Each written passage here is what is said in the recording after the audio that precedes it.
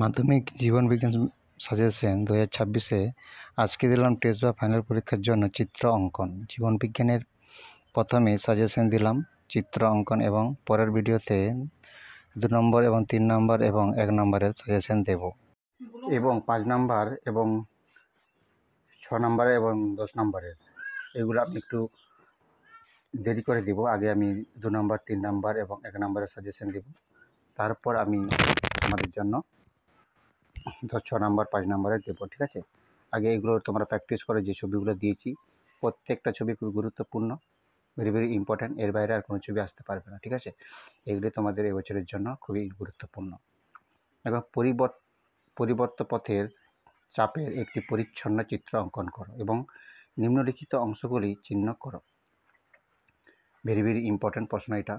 ঠিক আছে, নিউরনের স্নায়ুকোষ একটি পরিচ্ছন্ন চিত্র অঙ্কন করো। এটা খুবই গুরুত্বপূর্ণ এবছরের জন্য, প্রত্যেকটা প্রশ্ন খুবই গুরুত্বপূর্ণ। ক্রোমোজোমের, ঠিক আছে, এগুলো এটা খুবই ইম্পর্ট্যান্ট। প্রাণীকোষের মাইটোসিস কোষ বিভাজনের মেটাফেজ দশা চিত্র অঙ্কন করো। এটা খুবই গুরুত্বপূর্ণ। এই চারটের মধ্যে তোমাদের একটা 100% তোমরা কমন পাচ্ছ। ঠিক আছে, প্রত্যেকটা প্রশ্নে খুব গুরুত্ব। তোমরা প্র্যাকটিস করো, এখনও তোমাদের অনেক বাকি আছে। তোমরা প্র্যাকটিস করতে থাকো, তাহলে তোমরা অবশ্যই তোমরা পেয়ে যাবে কমন। ঠিক আছে, 100% তোমরা পাবে, আমি বলছি। তোমরা এগুলো প্র্যাকটিস করতে শুরু করো।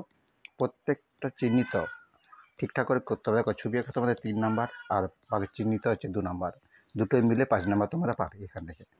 ঠিক আছে, তোমরা যদি ছবি শুধু এঁকে পালিয়ে আসো তাহলে তোমার কিন্তু প্রশ্নটা ভুল যাবে, কিন্তু দুটো কমপ্লিট করতে হবে, চিহ্নিতটা আর ছবি আঁকাটা, দুটোর মধ্যে, তবে তোমরা 5 নাম্বার পাবে।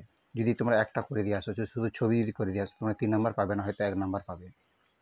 ঠিক আছে, প্রত্যেকটা ছবি তোমাকে পুরোটা কমপ্লিট করতে হবে, তবে তোমরা নাম্বার পাবে, নাহলে পাবে না, তোমার নাম্বার কাটা যাবে।